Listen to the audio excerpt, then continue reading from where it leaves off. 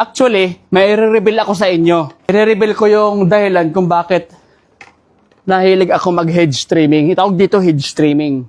Kasi ititrim mo siya o plant trimming. Kasi nung araw talaga, may kwento ako sa inyo. Nung araw talaga, hello mga kasangga, ngayong araw ay mag-ano tayo, dahil holiday ngayon at wala nang pasok, gusto kong linisin tong area na to.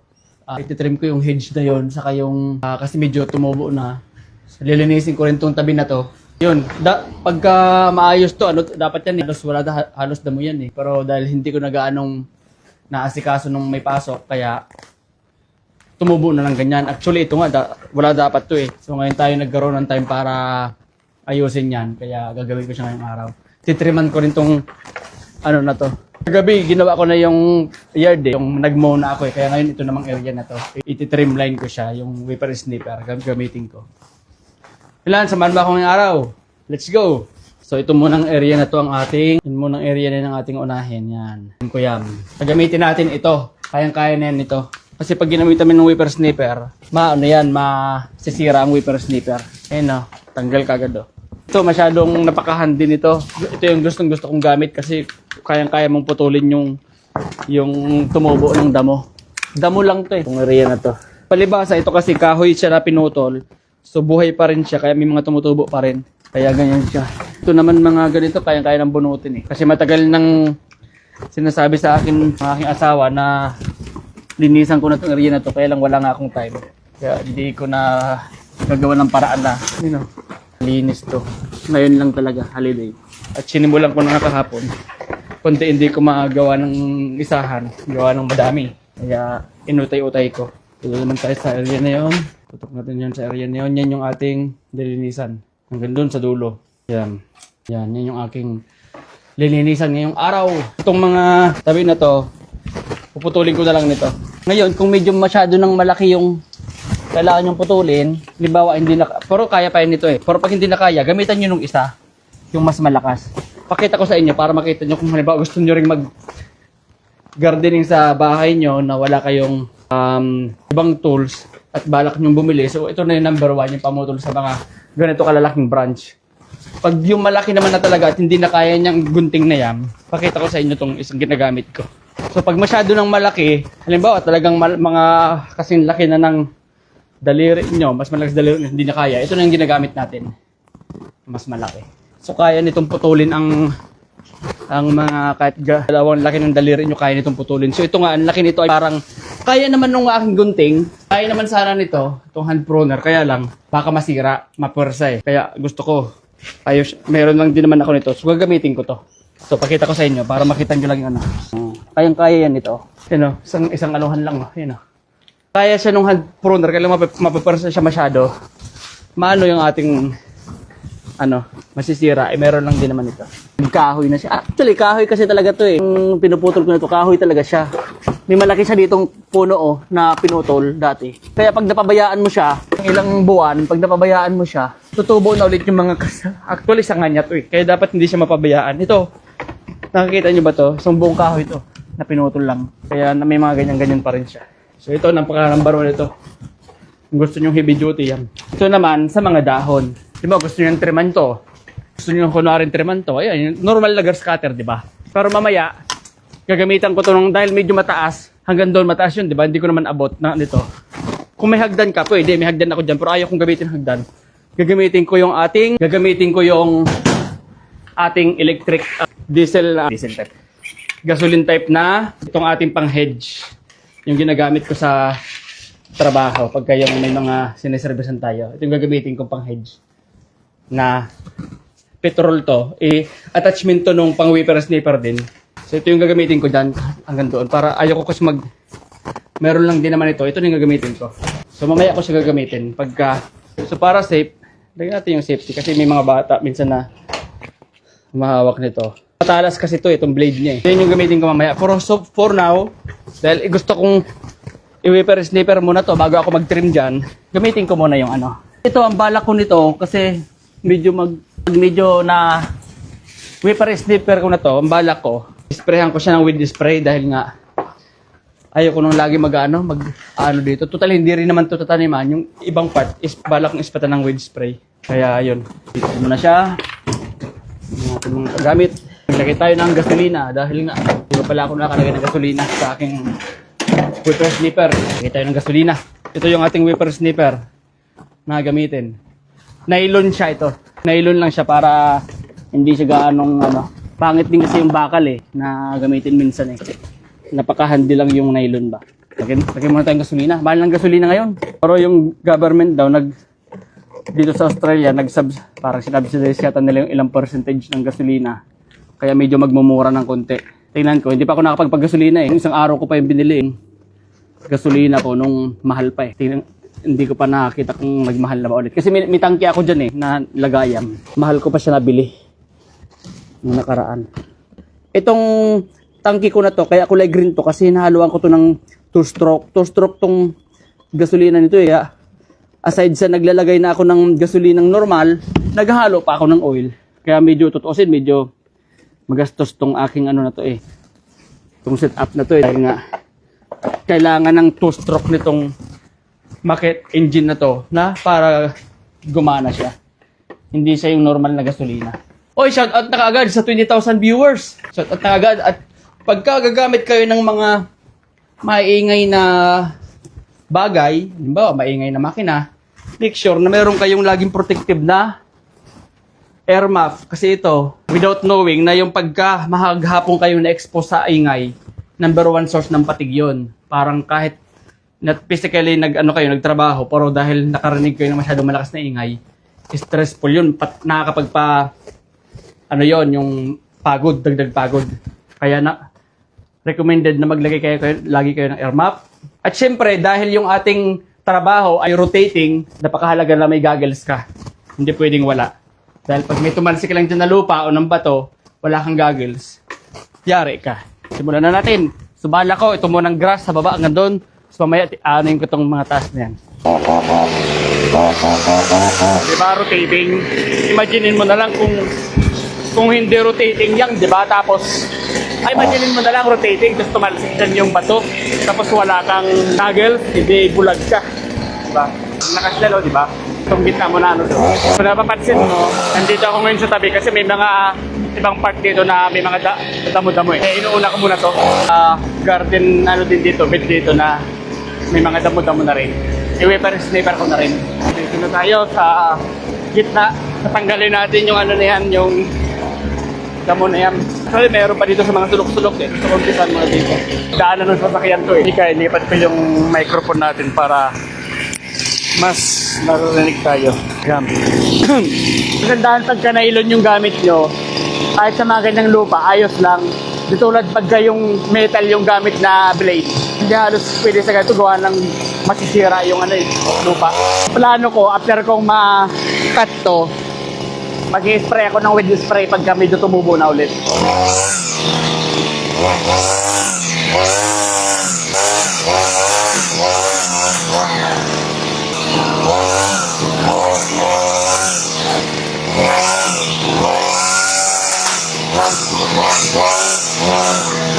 So sunod naman nating, 'di ba? Nakita niyo yung gitna, nalinis na kaagad.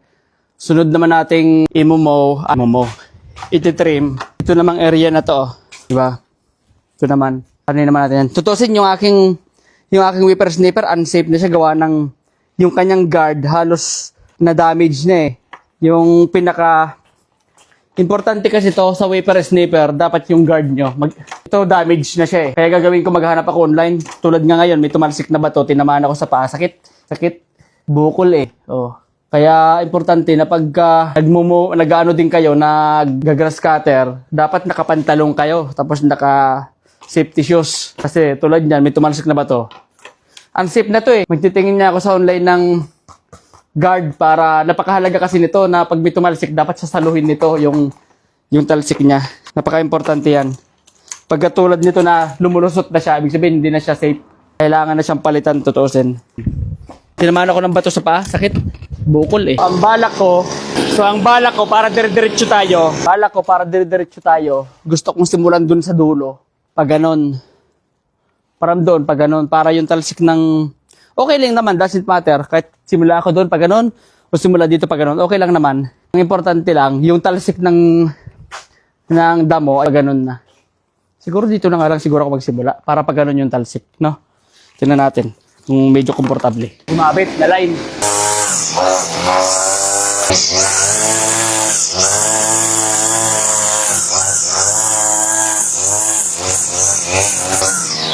Extra tips pagka nag-wafer sniper kayo. Tingnan niyo yung napakahalaga na tingnan niyo yung ikot ng iyong blade. Halimbawa, ang ikot ng blade mo ay ganito. Makita yung form ng aking nylon, nakabend siya ganun. Kasi ang ikot ng blade niya pa ganun. So pag ang ikot ng blade niyo ay ganun, ang move niyo from right to left. Pag ganun, no? Imagine niyo may ikot. Diba pag ganun, no? Oh. Ang move nyo, manggagaling kayo dito pag ganun. Kasi pag ganun ang ikot di ba? Pag ganun, no? Oh. Pagka nag-move ka ng from left to right, na ang ikot ng blade mo ay pag ganito, imaginein mo. Oh. Di ba? At imaginein mo, oh. So, ibig sabihin, hindi siya makakapagkat ng maayos pag nag-move ka ng, importante to, na from left to right, mali yon pag move ng blade niya ay pag ganito. So, tingnan nyo maigi na, ano ba yung rotation ng blade ko? Oh, tulad dito, ang rotation ng blade ko ay pag ganito. So, ito yung cutter, gumaganon siya. Nandito yung force ng cut niya. So, importante na ang move mo, hindi ka manggagaling ng left to right.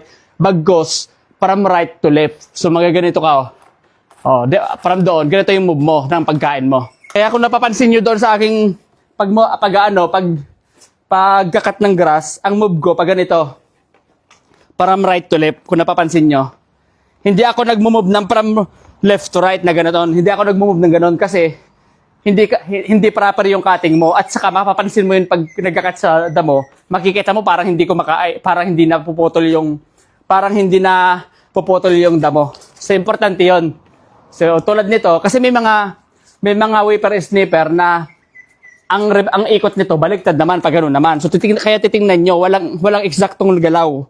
Tingnan niyo kung anong rotation ng blade nyo at makikita nyo pag ganoon. Kung saan yung hampas niya, doon kayo doon nyo susundan yung paling ng pagkat nyo pag ganon. Ito, di ba? Ang move nito ay pag ganito. So ang move ko ngayon, pag ganon, from right to left. Pag ganon ang kain ko. Angat ko, tapos pag ganon. Ganon. Pwede kang mag-left to right, pero sigurado hindi mo makukuha yung maximize na cutting nun at masisira lang yung masisira lang tong nylon mo pagka mali yung galaw mo.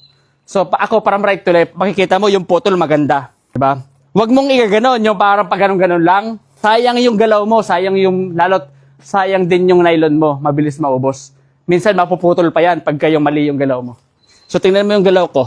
So, ang movement ko ay from right to left. Ayun diba yung galaw? Ganyan. Dito ako from right to left. Diba? Ubos to. Diba? Pagka from left to right ka, makikita mo, napuputol din. Pero makita mo yung grass mo, hindi siya sharp na pagkakat kasi mapurol Diba? Kaya ganun yung movement ko. Napaka-importante yan. Na malaman yung ikot ng iyong blade.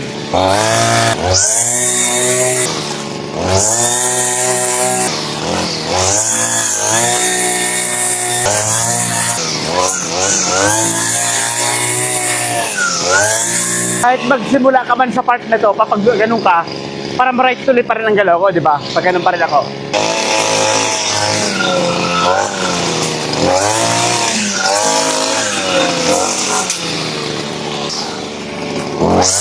Medyo natanggal na natin yung mga damo, pero may kulang pa dun sa dulo. Yung dulo, medyo isasagad ko pa yun.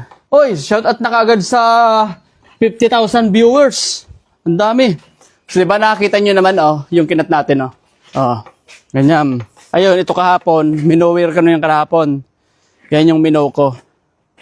Saka yung labas. So, ito pa yung ating gagawin ngayon. Ito, minow ko na rin to kahapon. Yan, kaya maiksi na rin siya.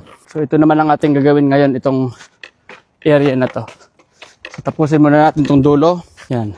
Tapos, balik tayo para sa So, mamaya, itong mga side na to, iti-trim natin to para yung sasakyan madaling makadaan. Itong area na to, tatapyasin natin yan mamaya ng pang-hedge natin. Dahil dito kasi yung daanan ng sasakyan, so imagine nyo kung lumalabas to. So, yung sasakyan, medyo masasagi, magagasgasan sa sasakyan. No? Balik natin doon kasi mag-hedging na tayo. So, sa pag-hedging, pakita ko sa inyo kung paano mag-hedging. Yan, mag-hedging na tayo, mga kasangga. Oh, shout out na kagad sa 100,000 viewers. Pag-hedging, ito kasi ano to, maraming attachment to. So, ginagawa ko, tatanggalin ko tong line trimmer natin, papalitan ko ng pang-hedge. Pakita ko sa inyo. Papalitan ko siya nitong extra tips sa pag-gardening. Dahil bilad kayo sa arawan, napakahalaga na may tubig kayo. Kahit hindi kayo nauuhaw, at least every 20 minutes, uminom kayo ng tubig. Kasi yung dehydration, mahirap na. Mapansin nyo yan, pagkatapos nyo mag-gardening, mapansin nyo yan, yung ihi nyo, dilaw na dilaw dahil dehydrate kayo. So every 20 minutes, kahit hindi kayo nauuhaw, inom kayo. Magbaliwalain ng tubig, maging hydrate tayo sa labas pag gumagawa tayo ng mga bagay. May inuutos si manager. Kung ano daw gagawin. Anong manager inuutos mo manager? May manager na nag-utos. Gawin mo na kagaya ko ng Kawawa tayo. bulaklak. May inuutos siya, yung mga kahoy daw dyan, gawin lagay ng bulaklak. Walang bayad, puro utos. So, ang gagawin natin mga kasangga, tatanggalin ko tong attachment na to at papalitan natin ng hedge trimmer. Itong ipapalit natin, hedge trimmer. Para doon. Makita nyo, sobra-sobra na. Gusto kong triman yun eh. Triman ko siya. Papalit ko ito. Kung titingin kayo ng ganitong, gusto nyo bumili ng ganito, marami na ngayon sa online na maraming attachment. Pero isa lang yung inyong drive, isa lang yung inyong mower. Pero kasi pambahay lang naman eh, di ba? So ideal, isang ganito lang bilhin nyo, maraming attachment. Pero kung business, hindi ko nire-recommend na ganitong setup. Ito kasi, ginawa ko lang, pang panimula. Pero kung pang business kasi, mas isa-isa, mas the best yun kasi hindi masyadong gamit yung mga gamit nyo. Specific lang talaga siya dun sa ganung functions. Kung pambahay, nire-recommend ko, bili na kayo yung 3-in-1 o 6-in-1, ganun. Na napapalitan yung ganito. Yun. Yan, ito. Nabibend din to. Ayan o. Balik mo siya dyan, selpak mo lang, papalitan mo yun.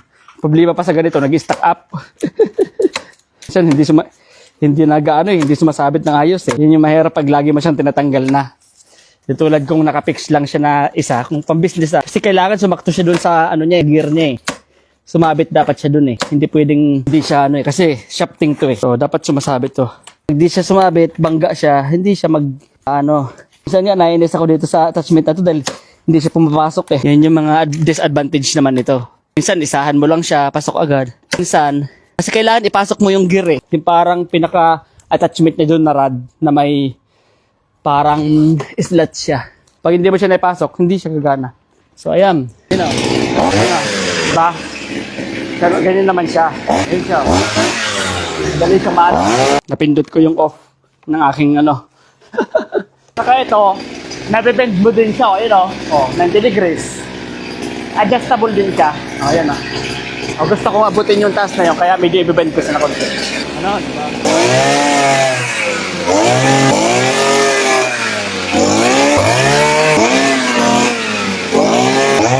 Diba? Maganda yung nabilog na siya. Kayo na bahala maggawa ng form. Gusto nyo gawan nyo ng bilog. Diba? Kayo na bahala kasi para hindi naman magreklamo yun eh. Actually, may i-reveal ako sa inyo. I-reveal ko yung dahilan kung bakit nahilig ako mag-hedge trimming. Itawag dito hedge trimming. Kasi ititrim mo siya eh. O plant trimming. Kasi nung araw talaga, may kwento ako sa inyo. Nung araw talaga, frustration ko talaga ang matutong maggupit. Kahit ngayon, frustration ko pa rin na matuto ako maggupit. Kaya lang, kahit anong gawin kong aral, hindi talaga ako matututo. Kaya ngayon, ang nagugupitan ko lang, sarili ko, mga anak ko, simpleng gupit lang. Pero kung talagang gusto kong yung talagang magiging maayos maggupit, hindi ko lang alam bakit hindi ako, wala pa naman akong proper na yung talagang nag-training ako, may nagturo sa akin. Wala pa naman talaga. Pero parang ginagawa ko pa lang, parang hirap matutunan. Kaya sabi ko, ano kaya ako kung sa halaman ko gawin? At least yung halaman, sakaling medyo mali ka man ng konti, hindi magreklamo yan, di ba? Yung may-ari lang. Pero dito sa halaman, di ba? Yun yung naging parang frustration ko kung bakit ibinaling ko yung aking sa halaman. Kasi nga, hindi rin naman magreklamo. Kunwari, natapyasan mo ito ng konti. O di, next time, be careful. Kumbaga, the more na nag-ano ka, the more na nakahasa ka. Pero hindi yan magreklamo, di tulad pagtao, di ba? pag ginupitan mo, natapisan mo yan, murang abot mo dyan, di ba? Yun naman yung na akin naging inspirasyon sa pagkakat naman ng hedge na ng trimming. Kasi, hindi man magreklamo yan eh. Ito pa mali. Okay na itong una. Medyo satisfied na ako sa hubog niya. Move tayo sa next one. Ito, ang purpose ko nito, kaya medyo tinapisan ko dito. Kasi yung sasakyan, pagdating dito, nag-atras kami. Pagbaba, yung windows, yung door niya, tumatama dito. Minsan, no? Imagine niyo. Kaya dito, tinatapisan ko sa halos. Oy, shout out na kagad sa 150,000 viewers. Great work, sabi ni Gado. Luway-luway sana, grabe init, hihipadara na tuton. Shout out kay Onyo, nagdadala. Shout out sa mo dyan pa. Shout out sa mo dyan pa. Maano kita sa sa suwa. Ano kita, magamit kita sa suwa. Ini ang gamit ta. Shout out sa inyo dyan pa. Ini iyo pa, ang gamit ko digdi pa, ini. Pero ang manual talagang gamit ka ni, apo digdi hedge trimmer. Pero ang manual talagang gamit ka yan, ini iyo, hindi talaga ang gamit dyan. Pag wala kayong ganito, mga kasangga, pag wala kayong ganito na automatic na, no? Ito, pwede to. Actually, mas precise to eh. Kasi mas matalas ang blade nito eh. Oh. Mas precise to eh. Kaya lang, kung gusto nyo mabilisan, mas precise to eh. Mas maganda pa ito. Ganun din ang paggupit. Ngayon, kung gusto nyo ng mabilisan, yun yung gamit. Pag malakihan ang ginagawa. Pero kung sariling garden nyo lang, ito ang the best. Grass cutter, Mas precise to. Mas gusto ko nga ang result nito dahil walang masyadong talas na talas pati. Mabibilog mo siya ng ayos. Itong maganda. Pero kung gusto mong mabilisan, trabaho, at syempre, pakyawan, gamitan mo nun, yung di gasolina. Move tayo sa pangalawa dito. Nakikita niyo yung hubog nito? Yung mga tumubo na yon, ang taas na, di ba? So, mag-trim tayo para bilogin yan. Gagawin nating bilog yan katulad nito. Let's go. Adjust natin kung saan natin gustong adjust. Kung saan kayo komportable, doon lang. Ang technique, pagka nag-hedge trim ka, huwag mo munang umpisan sa taas. Laging ang simula, palibot sa baba. Pababa muna, pag ganun ka, sa palibot muna ng baba. Saka ka ngayon magpa-final doon sa taas, saka mo siya hubugan. Huwag ka magsisimula sa taas tapos sa baba. Kasi, pag nagsimula ka sa taas tapos tinunod mo yung baba, yung iba doon, naangat ulit sa taas. So, gagawin mo na naman yung taas. So, para hindi ka pa ulit-ulit, gawin mo muna lahat ng baba, aangat yan hanggang sa taas, saka mo i-final yung taas. Ganun. So, kaya, kung napapansin nyo, inuuna ko muna yung baba, bago ako pa-final dun sa taas. Nakikita nyo yung ginawa ko, galing dito sa baba, pataas ako pag ang galaw ko. Pag ang paggagalaw, ang proper na Hindi nyo naman yung pabalik-balikin, pero ang tips lang, unahin nyo muna yung side. Ako ang taas. Diba? Ang problema lang dito sa ginagamit ko, yung switch niya nandito lang sa may silinyador. Kaya pag nasusundot ko ng off, nag-off. Tulad dyan, minsan paulit-ulit ako nag-i-start kasi nga napipindot ko yung off. Kita nyo na yung hugis bilog na hapahalos. Pero ipipinish pa natin yan. Pinuputo lang natin at hinugis natin, pero ipipinish natin yan.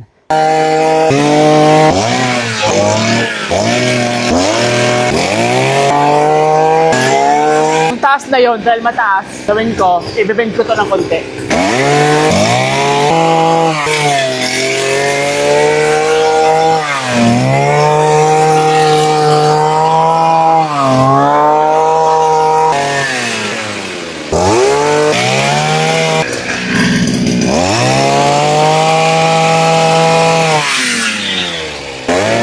Bilog. So, bahala na kayo kung anong gusto nyong, gaano kalaking gusto nyong bilog. Nakakita nyo naman yung pagkabilog. Bahala na kayo kung hanggang saan nyo gusto. Pero siyempre, yung halaman kasi may limit yan. Ideally, kung saan siya nag-sprout, kung saan siya yung huling tumubo, doon mo lang siya ikakat. Kasi pag na-overcut mo din siya, mamatay yung stem na yon, Daming talent talaga. Shout out kay Susit. Ayun di ba nakita nyo bilog? Ayun di ba bilog Ito kanina hindi ko ganong nabilog. So siguro mamaya babalikan ko para at least medyo hubog-hubog bilog siya. So ayun nabilog ko na siya ito. So ang sunod natin yung isa naman. Yung namang isa na yun ang isusunod natin hanggang doon sa dulo. So mas malago yung halaman minsan, mas pabibilog mo siya. Pero pag may halaman kasi na hindi mo na kayang bilogin, wala kang magagawa doon. Ititrim mo na lang talaga siya. So move tayo dun sa pangalawa. Ilapit natin ng konti ito. Ayun yung binilog natin, di ba? Ayun na yung binilog nating halaman. Doon tayo sa isa, move naman tayo doon. Yan. Malago. At ikakat ulit natin yan. Huwag munang kalimutang mag-inom ng tubig. Frustration ko kasi talaga yung matuto maggupit. Kaya lang, hindi ako matututo maggupit eh. Kaya dito ko na lang ibinaling yung aking frustration sa puno. Kasi kung marunong ako maggupit, baka nagtayo na ako ng barbershop na sa panimula ko para ako muna yung magugupit. Kaya lang hindi ako marunong eh. Shout out dyan sa mga marunong maggupit, paturo naman, mga kasangga. Yan. So, unahin muna natin yung side din muna ulit. So, tips lang, may mga halaman na kahit anong gawin mong, halimbawa gusto mong gawing bilog, eh hindi naman talaga kayang bilogin, wala kang magawa doon, di ba? Ang gawin mo na lang, i-shape mo siya sa pinaka kaya mong i-shape na mas neat tingnan o mas malinis tingnan, no? Kasi tulad dito, gusto mong gawing bilog, eh, hindi mo naman magagawang bilog to, di ba? So, wala kang magawa doon, kundi i-shape mo lang siya. So, ang pinakadabis mong gawin sa sunod, tiriman mo siya na medyo malapit na sa bilog para pag medyo malago siya, lumago siya ng ano, saka mo siya habulin ng habulin para mabilog mo siya. Ito rin namang isa na to dati, hindi ito nabilog eh, pero dahil medyo lumago na siya, ngayon medyo nabilog ko siya ng konti.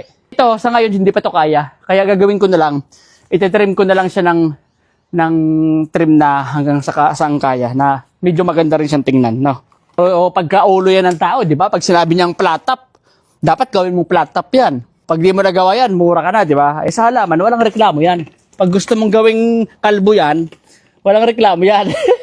At siyempre, ang pinaka-tip natin, ganito, kahit na may automatic kang ganyan ng pang hedge trimmer na, hindi pa rin yan mape-perfect. Diba? Ayun o, hindi mo pa rin siya mape-perfect. Kaya kailangan mo pa rin ng tulong ng manual. Malaking bagay na may ganito ka, na may grass cutter ka talaga. Kasi katulad din sa paggugupit ng ulo ng tao, di ba? Kahit may razor ka, kailangan mo pa rin ng gunting na mano-mano para i-finishing siya, di ba?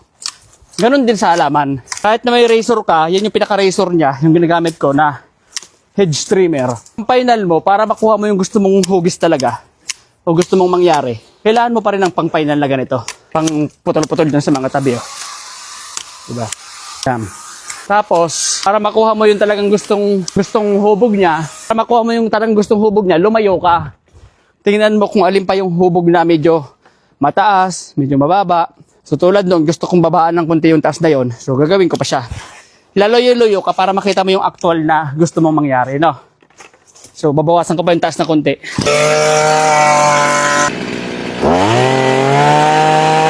Laloyo ka, may mataas pa ba? Ayun, may mataas pa na konti. Ayos na yun. Nag-ano rin yung ating kapitbahay, nag-ayos din ng kanyang nainggit siguro. Kaya nag-ano rin ang kanyang head, nag-ayos din. Ayan, ilan na tayo? 3 na. Meron pa tayo dun sa dulo, kaya lang mainit na. Dito nga natin ito pwesto. Ang ating camera. Kaya lang hindi nyo makikita. Ayun na. Ito yung una, pangalawa, ito yung pangatlo. So ito naman, palat lang siya.